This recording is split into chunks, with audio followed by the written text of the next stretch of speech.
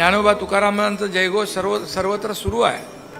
हा जयघोष ही जगातली सर्वात शक्तिशाली ऊर्जा आहे, प्रेरणा आहे। ज्ञानोबा हा महाराष्ट्राचा श्वास आहे आणि आळंदी ही वारकऱ्यांची काशी आणि वाराणसी आहे। आणि म्हणून प्राचीन काळी अलकापुरी म्हणून लौकिक असलेली आळंदी नगरी ज्ञानोबांचं संजीवन अस्तित्व आजही सांभाळणारी ही नगरी आहे आणि म्हणून याचं मोठं महत्त्व आहे। आणि इथंच मराठी तत्त्वज्ञानाचा उगमही झाला।